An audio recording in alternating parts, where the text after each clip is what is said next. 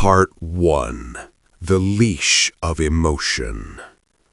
Let me tell you something few people will ever admit.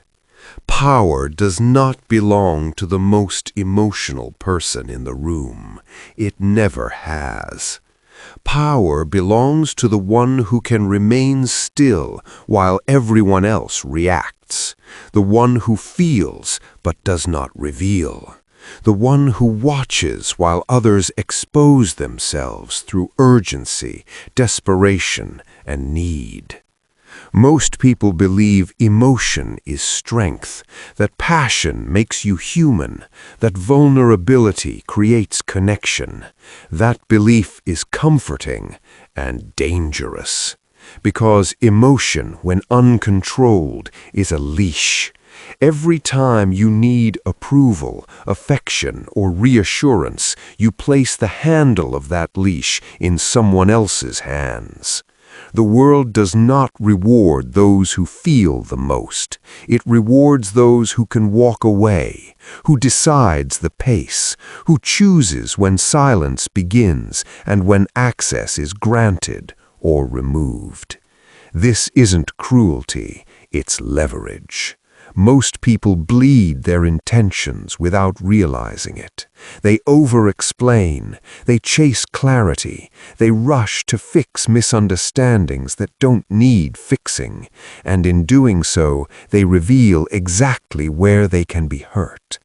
The emotionally disciplined person does the opposite. They speak less, they wait, they let others fill the silence with their insecurities. Because silence is not emptiness, silence is pressure. When you don't rush to be understood, people start studying you. When you don't react, they start projecting. When you don't chase, they start wondering why. That discomfort, that uncertainty, that's where power lives. Part 2. Emotional Sovereignty. Most people are enslaved by their emotions. They mistake expression for authenticity and reaction for honesty. They believe being seen is the same as being respected. It's not. Respect comes from boundaries, from restraint, from emotional economy. The powerful individual is not cold. They are selective. They feel everything, but reveal nothing that can be used against them. The moment you expose what matters most to you, someone, intentionally or not, will test it. People don't store your vulnerability to protect you. They store it as information. Every confession becomes data. Every emotional outburst becomes a blueprint, and predictable people are controllable people. Detachment is not apathy. It is not the absence of care. It is the refusal to let emotion override judgment. It is strategic distance.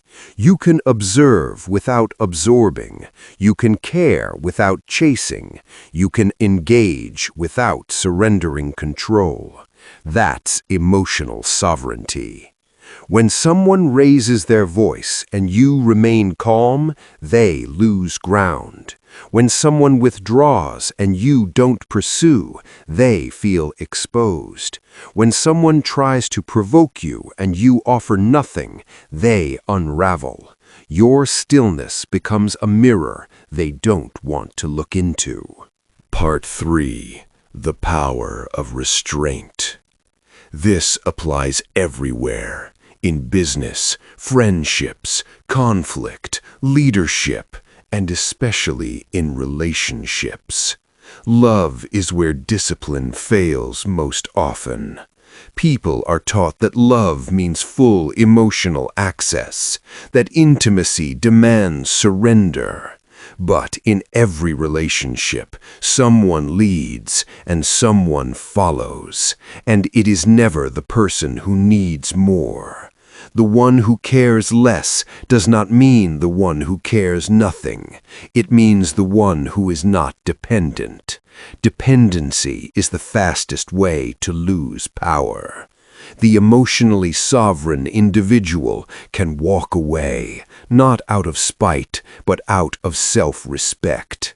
And that ability to leave without drama, without begging, without explanation, is terrifying to people who rely on control. Silence after betrayal speaks louder than confrontation. Indifference wounds deeper than anger. Anger proves investment. Silence proves freedom. This is why restraint commands respect. The most influential people in any room are rarely the loudest. They wait, they observe, they choose when to engage and when not to. That unpredictability creates gravity. Others lean in, others adjust their behavior, others become careful, because no one knows how to move someone who doesn't move emotionally. Part 4. Mastery and Freedom. The world trains you to react instantly, to defend yourself immediately, to explain your intentions. But reaction is not strength. Reaction is exposure. Response is power. The disciplined mind pauses, it filters, it decides whether something deserves energy at all. Most things don't. Your calm becomes your edge. Your restraint becomes your armor. This doesn't mean abandoning humanity. It means mastering it.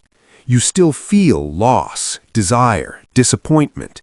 You just don't let those feelings drive the vehicle. Emotion informs you. It does not command you. That distinction separates leaders from followers.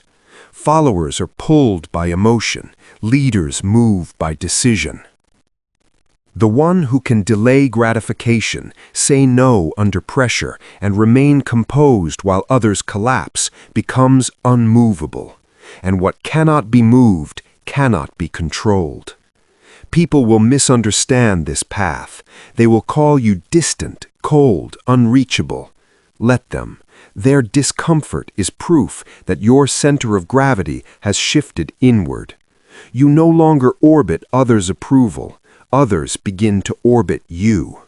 Humans chase what they cannot predict. They respect what does not beg.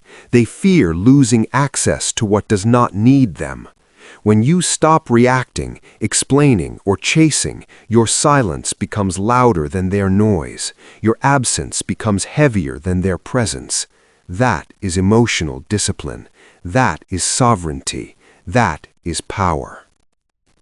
You are not here to be understood by everyone, to be liked by the insecure, or to bleed your inner world for validation. You are here to govern yourself, and self-governance is the foundation of all power. The one who cannot be owned cannot be broken. The one who does not chase cannot be manipulated. The one who can walk away always holds the advantage. Stop feeding provocation. Stop offering emotional access. Feel deeply but privately. Care selectively but strategically. Move calmly but decisively. In a world addicted to reaction, the one who remains still becomes the axis everything turns around. And that is real power. Quiet, measured, unmoved.